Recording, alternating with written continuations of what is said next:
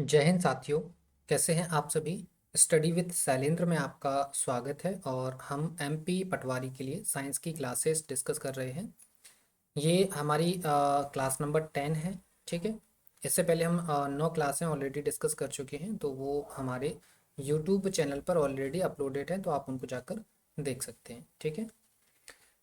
ये हमारा आपको मालूम होगा कि अब हम केमिस्ट्री डिस्कस कर रहे हैं। इससे पहले हम फिजिक्स जो है वो डिस्कस कर चुके हैं। इसके बाद हमारा बायोलॉजी और बचेगा। उसके बाद हमारे साइंस के एमसीक्यूज जो हैं वो चालू हो जाएंगे और पैरेलल में हम जो है वो कंप्यूटर को चालू कर लेंगे या फिर मैनेजमेंट को चालू कर लेंगे। ठीक है। इस वीडियो के अंदर मेनली हम सबसे पहले रासायनिक अभिक्रियाओं की बात करेंगे। किसकी बात करेंगे? रासायनिक अभिक्रियाओं की। ठीक है। क्लियर है? तो आइए जरा सबसे पहले देखिए, हेडिंग डालिए रासायनिक अभिक्रियाएं। ठीक है। हम रासायनिक अभिक्रियाओं के बारे में बात करेंगे। रासायनिक अभिक्रिया, राइट। डालिए हेडिंग रासायनिक अभिक्रिया, राइट। तो देखिए, रासायनिक अभिक्रिया के अंदर सबसे पहले हम बात करते हैं किसकी? ऊष्मा क्षेपी अभिक्रिया की। किसकी? ऊष्मा क्षेपी अभिक्रिया, राइट। क्या लिखा आपने? ऊष्मा क्षेपी अभिक्रिया, इसकी हम सबसे पहले बात करेंगे, राइट। तो देखिए, ऊष्मा क्षेपी अभिक्रिया ऐसी अभिक्रियाएं होती हैं, ऐसी अभिक्रिया जिसमें ऊष्मा का उत्सर्जन होता है, उत्सर्जन होता है। उसे हम क्या बोलते हैं? उसे हम ऊष्मा क्षेपी अभिक्रिया बोलते हैं। ठीक है। इसके अगर हम एग्जांपल्स की बात करें तो एग्जांपल तो आपको नॉर्मली कहीं कभी भी देखने के लिए मिल जाएंगे। जैसे आपका श्वसन होता है, तो श्वसन आपका ऊष्मा क्षेपी अभिक्रिया का एग्जांपल है। इसके अलावा आप अपघटन की बात करें तो अपघटन भी आपका ऊष्मा क्षेपी अभिक्रिया का एग्जाम्पल है। और गैसों का दहन, ठीक है, गैसों का दहन, ये भी आप देखेंगे तो ये भी आपका ऊष्मा क्षेपी अभिक्रिया का एग्जाम्पल है। ठीक है। सेकेंड, अगर हम बात करें किसकी? हम बात करें ऊष्मा शोषी की, तो हेडिंग डालिए ऊष्मा शोषी अभिक्रिया, राइट। कौन सी है? ऊष्मा शोषी अभिक्रिया। जरा इसके बारे में लिखिए। ठीक है। ऊष्मा शोषी अभिक्रिया, देखिए, ऊष्मा शोषी अभिक्रियाएं जो है ना, ऐसी अभिक्रियाएं होती हैं, ऐसी अभिक्रिया जिसमें ऊष्मा का अवशोषण होता है, ऊष्मा का अवशोषण होता है। ऐसी अभिक्रियाएं ऊष्मा शोषी अभिक्रियाएं कहलाती हैं। ठीक है। जैसे कि इसमें अगर एग्जांपल की बात करें तो इसका एग्जांपल अब देखेंगे तो अगर नाइट्रोजन जो गैस होती है ना, नाइट्रोजन गैस को अगर हम ऑक्सीजन गैस के साथ अभिक्रिया कराते हैं तो आपको यहाँ पर नाइट्रस ऑक्साइड मिलेगी, नाइट्रस ऑक्साइड गैस मिलेगी। तो अब देखिए, इसको बैलेंस कराते हैं तो दो यहाँ तो टू एन ओ यहाँ हो जाएगा। और प्लस में यहाँ से क्या होगी? ऊर्जा का अवशोषण होगा। क्या होगा? ऊर्जा का अवशोषण होगा। क्लियर? ऊर्जा अवशोषण, राइट। ये आपको समझ में आ गया? क्लियर है? तो ये हमारा दो ऊष्मा शोषी और ऊष्मा क्षेपी अभिक्रियाएं थी। उम्मीद है आपको ये दोनों की दोनों अभिक्रियाएं और इनकी डेफिनेशन, एग्जांपल, सारी की सारी चीजें समझ में आ गई होंगी, राइट। आइए नेक्स्ट, अब हम ऑक्सीकरण को डिस्कस करते हैं। नेक्स्ट थर्ड पे आ जाते हैं। क्या है हमारा? ऑक्सीकरण, राइट। ऑक्सीकरण इट मीन्स ऑक्सीडेशन। ठीक है। ऑक्सीडेशन की अगर हम बात करें साथियों तो लिखिए, इलेक्ट्रॉन, इलेक्ट्रॉन का त्याग करना, त्याग करना ऑक्सीकरण होता है। ठीक है। क्या क्या क्या होता है? ऑक्सीकरण होता है, राइट। तो इट मीन्स जो भी अभिक्रियाएं क्या करेंगे, इलेक्ट्रॉन का जिस भी अभिक्रिया के अंदर इलेक्ट्रॉन का क्या होगा? त्याग होगा। वो अभिक्रियाएं ऑक्सीकरण, ऑक्सीकरण की अभिक्रिया के अंदर शामिल हो जाएंगी। ठीक है। एग्जाम्पल देख लीजिए इसका। एग्जाम्पल की अगर हम बात करें तो एग्जाम्पल आप देखेंगे तो मैग्नीशियम का अगर आप देखेंगे तो मैग्नीशियम जो है वो मैग्नीशियम में दो इलेक्ट्रॉन जो है वो उसके पास रह जाएंगे, दो को जो है वो त्याग कर देगी। ठीक है, दो का यहाँ त्याग कर दिया, तो ये जो एग्जाम्पल है किसका है, ऑक्सीकरण का एग्जाम्पल है। ठीक है, नेक्स्ट आप लिखिए पॉइंट, ऑक्सीकरण के द्वारा, नेक्स्ट पॉइंट रहेगा ऑक्सीकरण के द्वारा किसी तत्व की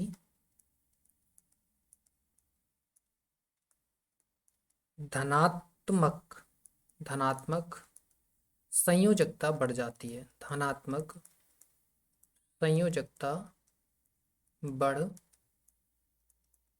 जाती है। क्लियर। थर्ड पॉइंट जरा लिखिए, थर्ड पॉइंट आपका रहेगा किसी तत्व की संयोजकता जो है, सॉरी, किसी तत्व की जो अवस्था है या जो ऑक्सीडेशन है, ऑक्सीडेशन आपका, ऑक्सीडेशन जो वो आपका, या ऑक्सीकरण की अवस्था के अंदर आपका अवस्था जो है वो आपकी बोल सकते हैं पॉजिटिव, यानी कि धनात्मक हो सकती है। ठीक है, धनात्मक हो सकती है ऑक्सीकरण की अवस्था। इसके अलावा ऑक्सीकरण की अवस्था से आपको ऋणात्मकता देखने के लिए मिल सकती है और शून्य भी हो सकती है। क्लियर है। तो किसी भी तत्व की ऑक्सीकरण अवस्था कैसी हो सकती है, धनात्मक हो सकती है, ऋणात्मक हो सकती है और शून्य भी हो सकती है। क्लियर है, ये आपने तीनों चीज़ें लिख ली। चलिए, तो ये ऑक्सीकरण हो गया आपका। ऑक्सीकरण के बाद अब हम ऑक्सीकारक पे आ जाते हैं। किस पे आ जाते हैं, ऑक्सीकारक, जो कि हमारा फोर्थ पॉइंट रहेगा, वो चौथी अभिक्रिया है हमारी, ऑक्सीकारक। राइट। तो ऑक्सीकारक के बारे में डिस्कस करते हैं। देखिए, सबसे पहले इसका पॉइंट देखिए, ये जो ना ऑक्सीकरण का अपोजिट होती है।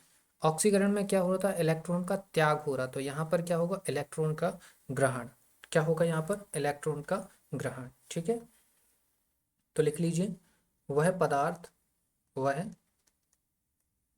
पदार्थ जो रासायनिक प्रक्रिया में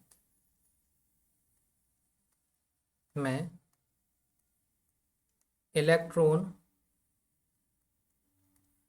ग्रहण करता है, ग्रहण करता है, ऑक्सीकारक कहलाता है। राइट, क्या कहलाता है, ऑक्सीकारक कहलाता है। राइट, हो गया, ये आपकी इसकी डेफिनेशन हो गई ऑक्सीकारक की। क्या ऑक्सीकरण में क्या हो रहा था, ऑक्सीकरण के अंदर इलेक्ट्रॉन का त्याग हो रहा था और ऑक्सीकारक में इलेक्ट्रॉन जो है वो ग्रहण किया जाएगा। ठीक है, नेक्स्ट पॉइंट जरा लिखिए, क्या है, सभी धनावेशित तत्व, सभी धनावेशित तत्व ऑक्सीकारक की तरह व्यवहार करते हैं। किसकी तरह, ऑक्सीकारक की तरह व्यवहार करता है या करते हैं। ठीक है, सभी धनावेशित तत्व जो हैं वो ऑक्सीकारक की तरह व्यवहार करते हैं, लिख लीजिए। ठीक, करता सही नहीं है, करते हैं। राइट, नेक्स्ट पॉइंट देखिए, ऑक्सीकारक, ऑक्सीकारक पदार्थ लुईस क्षार होते हैं। क्या होते हैं, लुईस क्षार होते हैं। क्लियर है, तो ये हमारा क्या हो गया, ऑक्सीकारक हो गया। राइट, अब हम नेक्स्ट आगे आ जाते हैं और अब हम बात करते हैं अपचयन की। ठीक है, तो नेक्स्ट पांचवी अभिक्रिया लिखिए जरा। पांचवी अभिक्रिया आप कौन सी लिखेंगे, पांचवी अभिक्रिया रहेगी आपकी अपचयन। राइट, क्या डिस्कस करने वाले हैं हम, अपचयन, जिसे हम बोलेंगे क्या, रिडक्शन। क्या बोलते हैं, रिडक्शन। राइट, अब देखिए जरा रिडक्शन में होता क्या है, इसके बारे में जरा लिखिए पॉइंट। पहला पॉइंट लिखिए इसका रिडक्शन का, परमाणु आयनों तथा अणुओं द्वारा एक या एक से अधिक, एक या एक से अधिक अधिक इलेक्ट्रॉन ग्रहण करने की, अधिक इलेक्ट्रॉन ग्रहण करने की प्रक्रिया अपचयन कहलाती है। प्रक्रिया अपचयन कहलाती है। क्लियर? क्या हो गया? परमाणु जो है, परमाणु आयनों तथा अणुओं द्वारा एक या एक से अधिक इलेक्ट्रॉन ग्रहण करने की प्रक्रिया अपचयन कहलाती है। ठीक है, तो अपचयन का जो सीधा का सीधा जो रिलेशन है वो किसके साथ हो जाता है? अपचयन का जो रिलेशन है वो सीधा का सीधा जो रिलेशन होता है वो किसके साथ हो जाता है? ऑक्सीकरण के साथ हो जाता है। ठीक है, क्लियर? सॉरी, इसका रिलेशन ऑक्सीकारक के साथ होगा। ठीक है, ऑक्सीकारक के साथ होगा, लेकिन इसमें एक पॉइंट लिखिए, ऑक्सीकरण, सॉरी, अपचयन और ऑक्सीकरण, अपचयन और ऑक्सीकरण, ऑक्सीकरण साथ साथ, साथ साथ समान मात्रा में हो सकते हैं। समान मात्रा में हो सकते हैं। क्लियर है? ठीक है, ये पॉइंट आपने नोट कर लिया, राइट। नेक्स्ट पॉइंट लिखिए, इसका इसका लास्ट पॉइंट लिखिए अपचयन का। अपचयन में,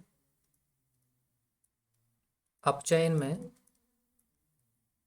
तत्व की धनात्मकता,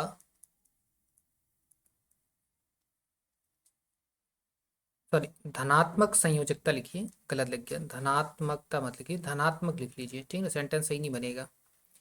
धनात्मक संयोजकता घटती है। ठीक है, क्लियर है साथियों? लिख गया, अपचयन में तत्व की धनात्मक संयोजकता घटती है। क्लियर? तो ये अपचयन हो गया हमारा, अपचयन आपने लिख लिया होगा। नेक्स्ट 6 पर आ जाइए और फिर आप हेडिंग हेडिंग डालिए। 6 नंबर की जो रासायनिक अभिक्रिया है, अपचायक। कौन सी है? अपचायक। क्लियर है? अपचायक के बारे में जरा लिखिए, पहला पॉइंट लिखिए इसका, वे पदार्थ, वे पदार्थ जो रासायनिक प्रक्रिया में, रासायनिक प्रक्रिया में इलेक्ट्रॉन देते हैं,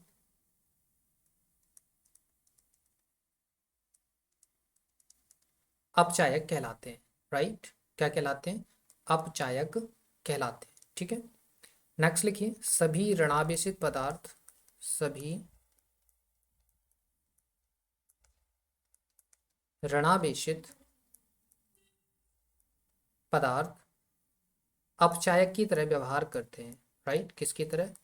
अपचायक की तरह व्यवहार करते हैं। राइट? नेक्स्ट लिखिए पॉइंट, और लास्ट पॉइंट रहेगा ये, अपचायक लुईस अम्ल की तरह, लुईस अम्ल की तरह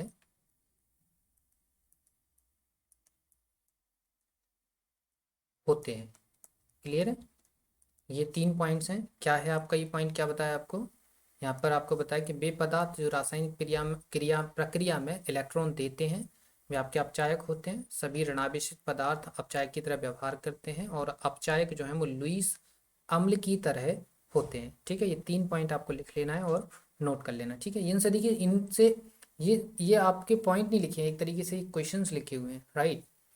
याद रखिएगा, ये आप पॉइंट में समझ लीजिएगा, ये जैसे कि तैसे क्वेश्चंस पूछे गए हैं वैसे ही आपको यहाँ पर पॉइंट बनाकर लिख दिया गया है। ठीक है, क्लियर है? तो अब हम आ जाते हैं नेक्स्ट, और नेक्स्ट पॉइंट लिखिए, उत्प्रेरक और उत्प्रेरक से क्वेश्चंस तो काफ़ी ज़्यादा पूछे जाते हैं, तो लिख लीजिए उत्प्रेरक। राइट, उत्प्रेरक होता क्या है? उत्प्रेरक देखिए होता क्या है, ऐसे पदार्थ, ऐसे पदार्थ जो अभिक्रिया की दर में, अभिक्रिया की दर में भाग लिए बिना, भाग लिए बिना अभिक्रिया की दर को प्रभावित करते हैं, प्रभावित करते हैं, उत्प्रेरक कहलाते हैं। ठीक है, इनके खोजकर्ता की बात करें हम, तो लिखिए जरा खोजकर्ता। इनके खोजकर्ता हैं साथियों बर्जीलियस। कौन है? बर्जीलियस। राइट, कौन है खोजकर्ता इनके? बर्जीलियस हैं। राइट, अब हम कुछ महत्वपूर्ण उत्प्रेरक की बात कर लेते हैं। राइट, किसकी बात कर लेते हैं? हेडिंग डालिए, महत्वपूर्ण उत्प्रेरक। राइट, किसकी बात कर रहे हैं? वो महत्वपूर्ण उत्प्रेरक की बात कर रहे हैं, जो कि आपके एग्जाम्स के अंदर पूछे जाते हैं। इसकी डेफिनेशन इंपॉर्टेंट नहीं थी यहाँ पर। यहाँ पर आप देखेंगे तो इम्पोर्टेंट फैक्टर आपका सिर्फ इतना सा है, ये आपका इम्पोर्टेंट है। हालांकि ये भी आपका पूछा गया है कि उत्प्रेरक क्या होते हैं। नीचे लिखा होता है अपक्रिया की दर को प्रभावित करने वाले, अपक्रिया की दर को प्रभावित नहीं करने वाले, इस टाइप से लिखे होते हैं। तो ये भी प्रश्न पूछा गया, लेकिन इंपॉर्टेंट आपका ये है, तो इसको डबल स्टार लगाकर आप लिख लेंगे। ठीक है, अब हम महत्वपूर्ण उत्प्रेरक की बात कर रहे हैं। ठीक है, तो महत्वपूर्ण उत्प्रेरक कौन कौन से होंगे? देखिए, सबसे पहला पॉइंट लिखिए, वनस्पति तेलों, वनस्पति तेलों से घी का निर्माण। जब वनस्पति तेलों से घी का निर्माण हो रहा होता है, उस टाइम पे जो उत्प्रेरक होता है वो होता है निकेल।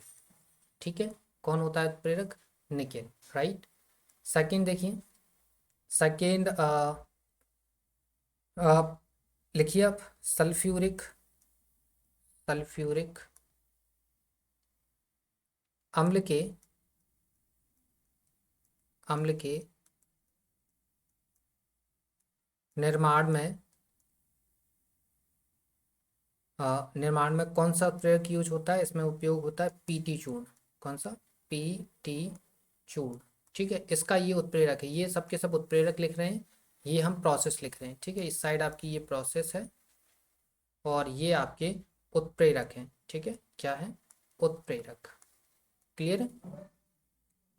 तीसरे पॉइंट पे आ जाइए, लिखिए प्रोटीन का, प्रोटीन का ग्लूकोज में परिवर्तन, प्रोटीन का ग्लूकोज में परिवर्तन। राइट, प्रोटीन का ग्लूकोज में परिवर्तन, इसमें कौन सा उत्प्रेरक होता है? इसमें होता है पेप्सिन एंजाइम। कौन सा?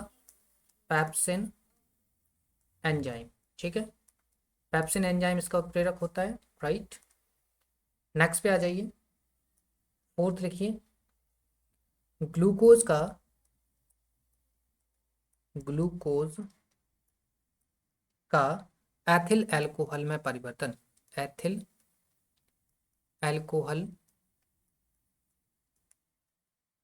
में परिवर्तन। राइट, तो देखिए, इसमें जो उत्प्रेरक रहेगा वो रहेगा जाइमेज एंजाइम। कौन सा?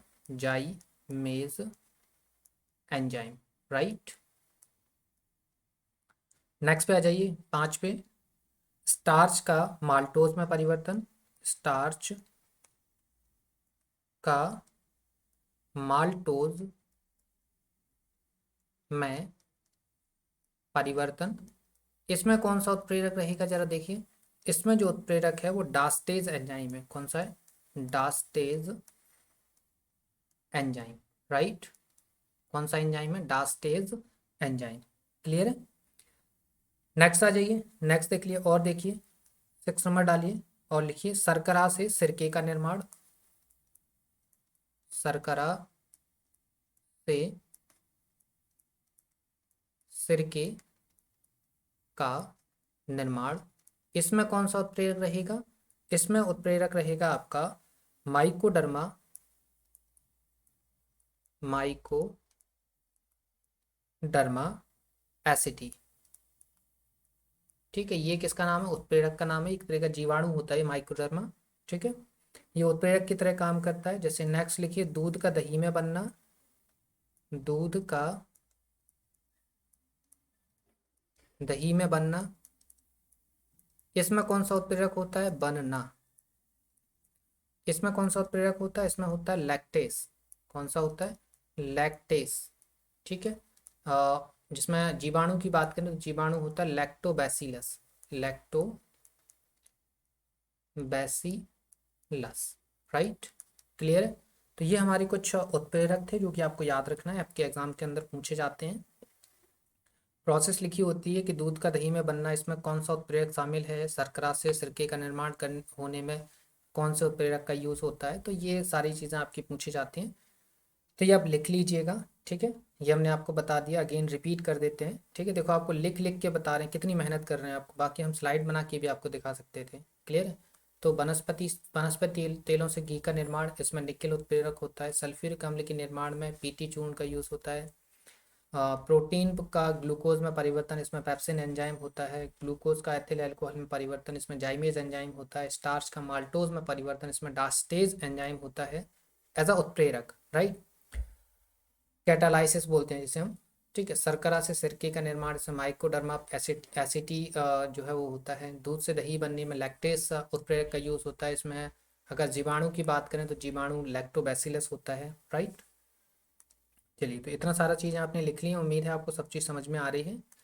अब हम आ जाते हैं किस पे? अम्ल, क्षार और लवण पे। हेडिंग डालिए, अम्ल, क्षार तथा लवण। राइट, इट मीन्स इसे हम बोलते हैं एसिड, और इसे बोलते हैं हम क्या? बेस, और ये हो जाएगा आपका सॉल्ट। राइट, इन तीन चीज़ों के बारे में हम बात करने वाले हैं, और इनसे काफ़ी सारे प्रश्न आपके एग्जाम के अंदर पूछे जाते हैं। ठीक है, सबसे पहले हेडिंग डालिए अम्ल। अम्ल के बारे में हम लिखते हैं, अम्ल को हम बोलते हैं क्या? एसिड। क्या बोलते हैं? एसिड। तो एसिड के बारे में लिखिए। पहला पॉइंट लिखिए, वे पदार्थ, वे पदार्थ जिनका पीएच मान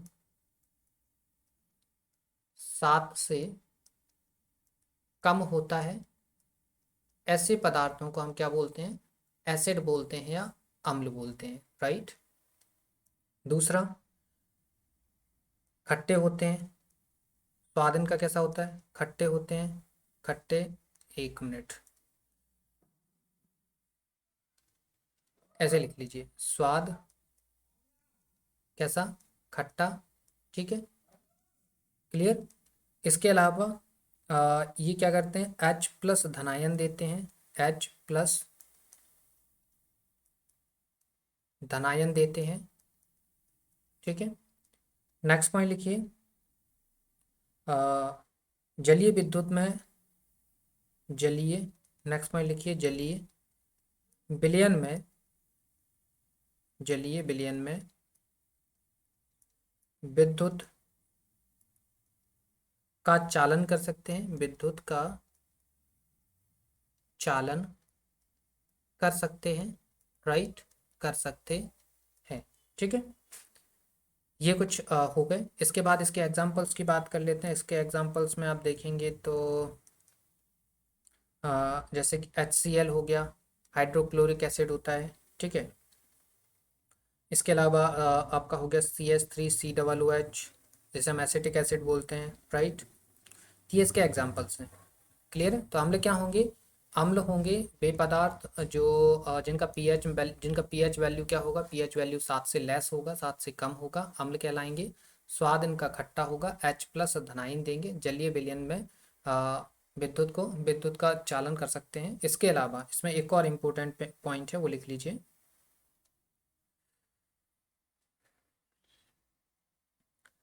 ये कर ये क्या कर सकते हैं? ये नीले लिटमस पेपर को लाल कर सकते हैं। ये क्या कर सकते हैं, एक और पॉइंट लिख लीजिए, नीले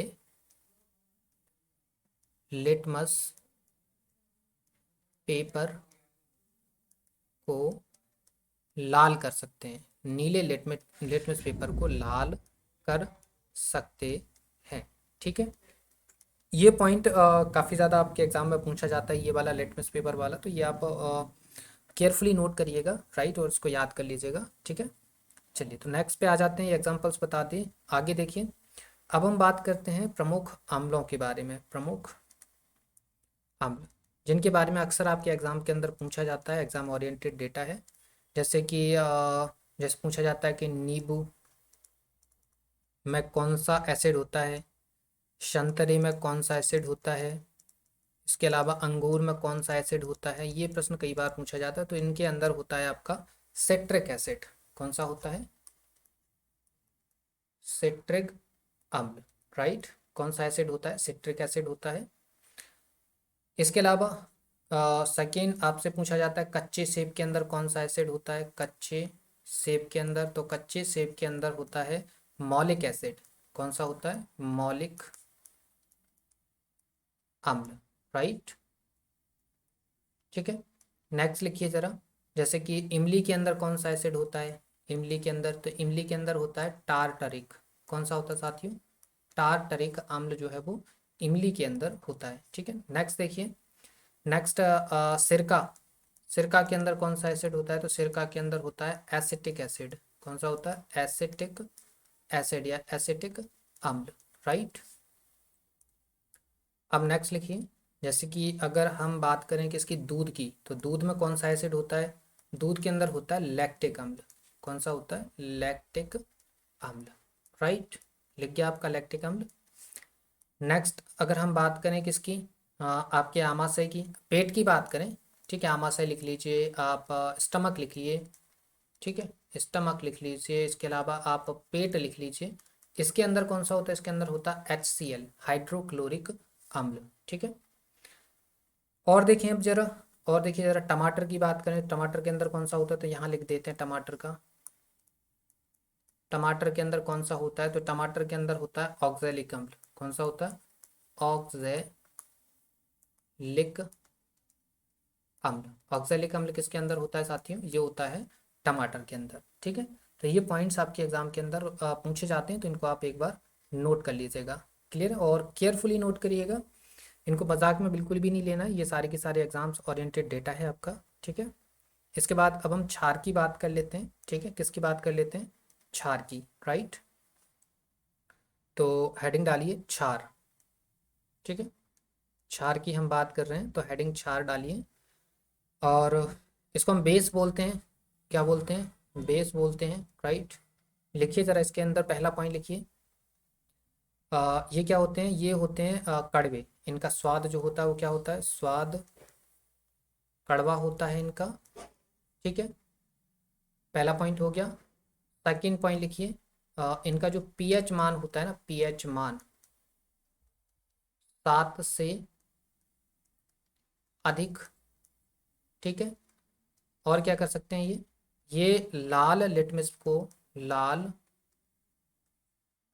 लिटमस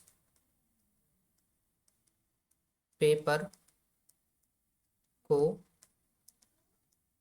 नीला कर सकते हैं, कर सकते हैं। ठीक है, इसके अलावा ये जो है ना, ओ एच ऋणायन देते हैं, क्या देते हैं, ओ एच ऋणायन देते हैं। ठीक है, इसके एग्जाम्पल्स की हम बात करें, तो देखिए ज़रा इसके एग्जाम्पल, इसका एग्जाम्पल होता है NaOH, सोडियम हाइड्रोक्साइड। ठीक है, इसके अलावा होता है KOH, पोटेशियम हाइड्रोक्साइड, राइट। ठीक है, तो ये इसके एग्जाम्पल्स हैं, राइट, क्लियर। इसके अलावा नेक्स्ट पॉइंट लिखिए,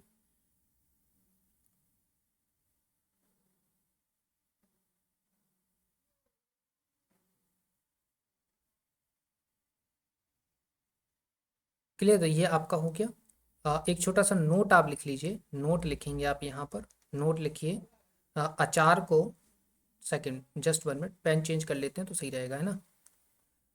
पेन ये ले लेते हैं, ठीक है। देखिए, लिखिए अचार को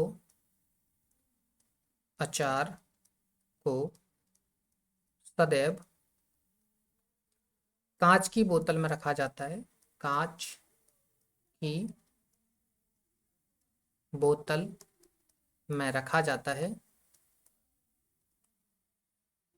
क्योंकि उसमें अम्ल उसमें उपस्थित अम्ल धात्विक जार से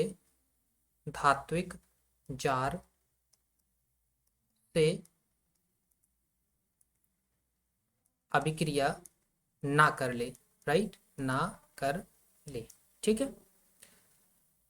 आ गया, इतना समझ में आ गया। ये नोट है, आपको नोट लिखना है। अचार को हमेशा कांच की बोतल में रखा जाएगा। अगर आप स्टील में या किसी और चीज़ में रखेंगे, अगर वो उसमें क्या एसिड होगा तो उसके धातु के साथ क्रिया करेगा, तो वो जो है अचार भी खराब कर देगा, प्लस में धातु को भी खराब कर देगा। इस कारण उसको अचार को जो है वो कांच की बोतल के अंदर रखा जाता है। क्लियर है। अब देखिए ज़रा, ये तो हो गया। अब देखो, हमने बार बार किसकी बात करी है, बार बार हमने जो है वो पीएच वैल्यू की बात करी है। किसकी बात करी है, पीएच वैल्यू की यहाँ बात करी है। और पीएच वैल्यू की ही हमने कहाँ पर, यहाँ पर बात करी है, राइट। पीएच वैल्यू की यहाँ पर बात करी है, तो एक्चुअली पीएच वैल्यू की भी बात। अब हम नया टॉपिक देख लेते हैं, क्या पीएच वैल्यू के ऊपर बात और कर लेते हैं। तो हेडिंग डालिए पीएच मान। क्या हेडिंग डालेंगे, पीएच मान, ठीक है। पीएच मान हेडिंग डाल लीजिए और लिखना स्टार्ट करिए। इसके अंदर पहला पॉइंट लिखिए, पीएच मान क्या हो, लेस देन 7 हो तो क्या होगा, अम्ल होगा, राइट। और पीएच मान अगर ग्रेटर देन 7 हो तो क्या होगा, क्षार होगा। और अगर 7 हो तो क्या होगा, वो उदासीन होगा, ठीक है। ये चीज़ आपको समझ में आ गई, इतनी 3 चीज़ें क्लियर है। मतलब हम बोल सकते हैं कि पीएच मान जो है या पीएच पैमाना जो है, क्या पीएच मान या पीएच पैमाना, ये क्या है, ये अम्लता और क्षारकता का मापक है। किसका, अम्लता और क्षारकता का मापक है, राइट। क्या बोल सकते हैं, आप बोल सकते हैं कि जो पीएच मान है या जो पीएच पैमाना है वो अम्लता और क्षारकता का क्या है, मापक है, ठीक है। नेक्स्ट पॉइंट लिखिए। नेक्स्ट पॉइंट आप लिखेंगे, लिखिए किसी विलयन में, किसी विलयन, जस्ट वन, किसी विलयन में हाइड्रोजन आयन सांद्रता का ऋणात्मक लघुगुणक होता है। ऋणात्मक लघुगुणक होता है, ठीक है। लघुगुणक इट मीन्स लॉग। क्या, लॉग आपने पढ़े होंगे। देखिए कैसे, पी एच इक्वल टू होता है आपका लॉग एच प्लस, राइट, ये होता है। या फिर आप बोल सकते हैं एच प्लस इक्वल टू होगा आपका 1 × 10⁻⁻पी एच। आ गया समझ में, ये हो गया माइनस, हो गया नहीं हो गया माइनस, ठीक है। क्या हो गया आपका, ये माइनस हो गया, ठीक है। ये हो गया आपका माइनस, क्लियर है। चलिए, तो ये चीज़ आपको समझ में आ गई, ये 3 पॉइंट आपको समझ में आ गए हैं। अब हम कुछ पीएच वैल्यूज़ की बात कर लेते हैं जो कि एग्जाम के अंदर पूछी जाती हैं। ये आपको समझ में आया कि पीएच मान होता क्या है, पीएच पैमाना होता क्या है, अम्लता और क्षारकता का मापक होता है। पीएच वैल्यू अगर 7 से कम है तो वो अम्ल है, पीएच वैल्यू 7 से ज़्यादा है तो क्षार है, और अगर 7 ही है तो फिर वो उदासीन है, राइट। चलिए, तो आगे आ जाएंगे हम। अब हम कुछ पीएच वैल्यूज़ की बात कर लेते हैं जो कि एग्जाम्स के अंदर पूछी जाती हैं, आपकी पीएच वैल्यूज़, राइट। आइए ज़रा देखिए, पीएच मान देखिए, आप अगर लार का पीएच बात करें, सलाइवा का पीएच वैल्यू, सलाइवा की पीएच वैल्यू होती है 6.5 से लेकर 7.5 तक। ठीक है। इसके अलावा अगर आमाशयी रस की बात करें, आमाशयी रस, इसकी पीएच वैल्यू बात करें तो 1.0 से लेकर 3.0 तक इसकी पीएच वैल्यू होती है, क्योंकि इस आमाशय में HCl होता है और सबसे ज़्यादा HCl जो होता है ना वो सबसे खतरनाक वो होता है आपका एसिड होता है। ठीक है, क्लियर। इसके अलावा देखिए नेक्स्ट लिखिए, ये फर्स्ट पॉइंट डाल लीजिए, फर्स्ट सेकेंड और थर्ड। ठीक है। तीसरा लिखिए सिरका। सिरका के अंदर क्या होता है? अमोनिया होता है। ठीक है। सिरका, सॉरी, सिरका के अंदर एसिटिक एसिड होता है। क्या होता है? एसिटिक एसिड होता है। तो सिरका, इसका पीएच वैल्यू कितना होगा? 2.4 से लेकर 3.4। ठीक है। नेक्स्ट जरा लिखिए सिरका। यूरिन, यूरिन या बोल सकते हैं आप मानव मूत्र। ठीक है। यूरिन का जो पीएच वैल्यू है वो कितना होता है? 4.8 से लेकर 8.4 तक। ठीक है। नेक्स्ट जरा लिखिए आप वर्षा के जल का देखिए, तो वर्षा का जल तो उदासीन होता है, वर्षा का जल। ठीक है, प्योर होता है, लेकिन जमीन पर गिरने के बाद इसकी पीएच वैल्यू डाउन हो जाती है, 6.0 हो जाती है। नेक्स्ट समुद्री जल की बात कर लीजिए, समुद्री जल। तो समुद्री जल की वैल्यू कितनी होती है? 8.5। ठीक है। वर्षा जल की वैल्यू 6.0 से 7.0 तक होती है। तो वो डिपेंड करता है कि वर्षा किस कंडीशन में हो रही है। ठीक है।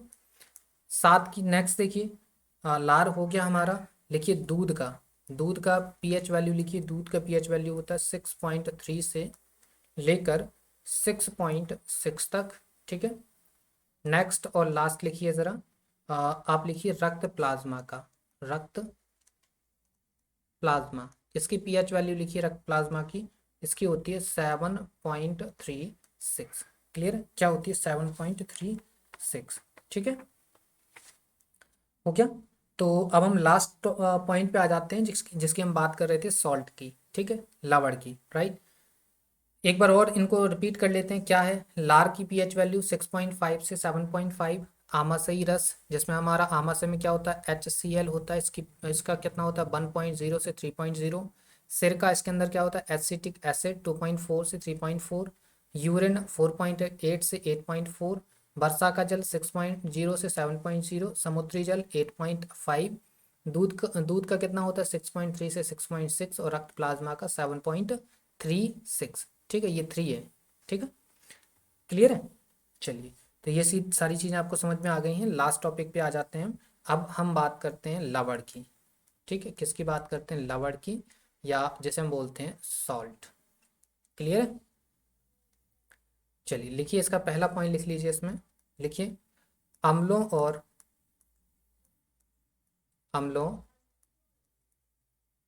और क्षारकों की अभिक्रिया से, क्षारकों की अभिक्रिया से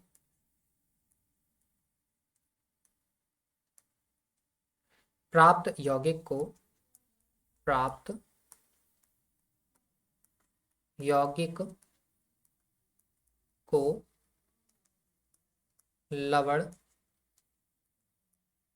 कहते हैं। ठीक है, हो गया, क्लियर है।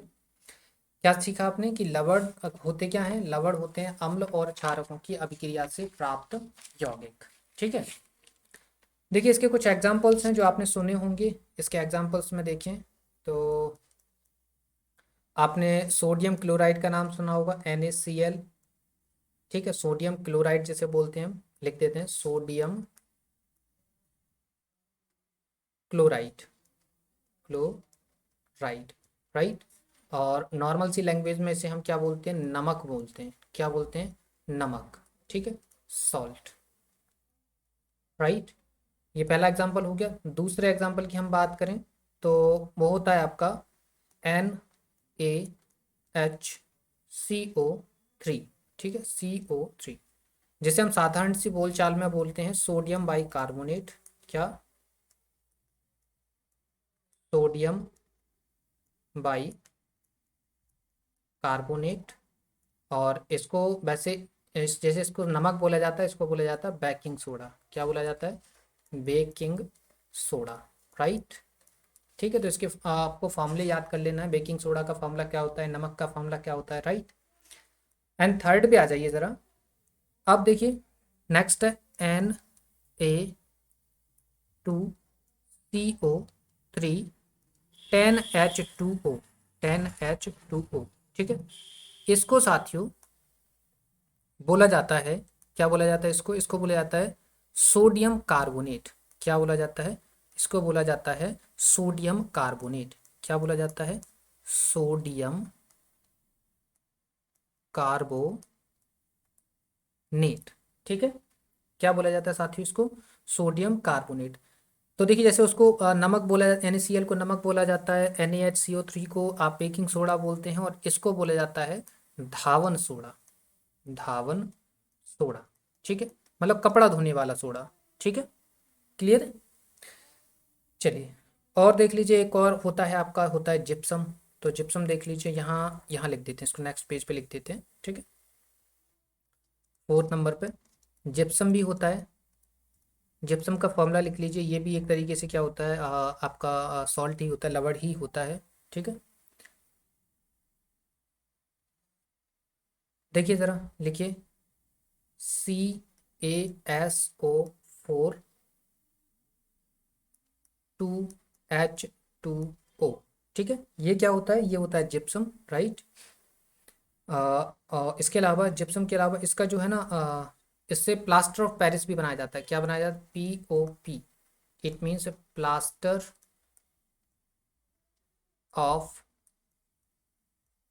पेरिस। ठीक है, इसमें जल का क्रिस्टलीकरण करके हम जो है क्या कर लेते हैं, प्लास्टर ऑफ पेरिस बना लेते हैं। तो इसका फॉर्मूला होता है CaSO4 ½ H2O। ठीक है, ये इसका क्या हो जाता है, इसका फॉर्मूला हो जाता है। ठीक है, प्लास्टर ऑफ पेरिस की अगर हम यूजेस की बात करें, इसका यूजेस क्या होता है, तो यूजेस तो आप जानते होंगे, मूर्ति बनाते हैं इससे। क्या बनाते हैं? मूर्ति बनाने में हम प्लास्टर ऑफ पेरिस का यूज़ करते हैं। इसके अलावा दीवारों को चिकना करने के लिए किसका? दीवारों को चिकना बनाने के लिए हम POP का यूज़ करते हैं, चिकना बनाने के लिए, राइट। किसका यूज़ करते हैं? इसके अलावा आपने देखा हो टूटी हड्डियों को जोड़ने के लिए, मतलब प्लास्टर चढ़ाने के लिए, टूटी हड्डियों को जोड़ने के लिए हम किसका? POP का यूज़ करते हैं। इसमें आपने सुना हो प्लास्टर चढ़वाते हैं पैर पे, पैर पे, हाथ पे, जहाँ भी जो भी हड्डी टूटती है वहाँ पे प्लास्टर चढ़ता है, तो प्लास्टर जो है वो POP ही होता है। क्लियर है? तो ये हमारा क्या है, सॉल्ट था। तो इसके बारे में एक बार और रिवीजन कर लेते हैं। रिवीजन में देखिए ज़रा, सॉल्ट क्या है आपको पता होगा। सॉल्ट क्या बताया आपको कि अम्ल और क्षारकों की अभिक्रिया से प्राप्त यौगिक को लवण कहते हैं। इसमें NaCl सोडियम क्लोराइड जो कि नमक साधारण सी बोलचाल में होता है, NaHCO3 जिसे सोडियम बाई कार्बोनेट बोलते हैं साधारण सी बोलचाल में, ये बेकिंग सोडा होता होता है। Na2CO3 10H2O ये सोडियम कार्बोनेट होता है, जिसे हम धावन सोडा बोलते हैं या कपड़ा धोने वाला सोडा बोलते हैं। इसके अलावा एक जिप्सम होता है, जिस जिप्सम का फॉर्मूला क्या होता है? CaSO4 2H2O। ठीक है, इसमें क्या होता है, हम पानी का क्रिस्टलीकरण करा के हम POP बना लेते हैं, और POP का फॉर्मूला क्या होता है? CaSO4 ½ ठीक है, यूजेस मूर्ति बनाने में, दीवारों को चिकना करने में, टूटी हड्डी को जोड़ने में। ठीक है, तो ये हमारे कुछ यूजेस थे। तो ये हमारा आज का टॉपिक था। आज के टॉपिक के अंदर आपने क्या क्या सीखा है? आज के टॉपिक के अंदर आपने अभिक्रियाएं देखी हैं। क्या देखी? अभिक्रियाएं देखी हैं। इसके अलावा इसने आपने इसमें एसिड देखा, और आपने बेस देखा, और आपने सॉल्ट के बारे में इसमें देखा। ठीक है, तो ये सारी तीनों चीज़ें देखी हैं आपने। उम्मीद है ये सारी चीज़ें आपने नोट कर ली होंगी, समझ में भी आई होंगी। ठीक है, और आपको जो है वो लेक्चर अच्छा लग रहा होगा, पसंद आ रहा होगा। क्लियर? देखो हम आपको कुछ सारी चीज़ें ना टाइप करके ना बताकर लिख कर बता रहे हैं। ठीक है, देखिए अब हम आपके लिए लिख कर थोड़ी सी मेहनत कर सकते हैं, तो आप भी उसको लिखिए, समझिए। ठीक है, क्योंकि आपको जितना भी डेटा दिया जा रहा है वो सफिशियंट और सिलेक्टेड डेटा डेटा दिया जा रहा है। ठीक है, अभी आपकी तो MCQs होंगे ना, तब और अच्छी आपकी प्रैक्टिस हो जाएगी।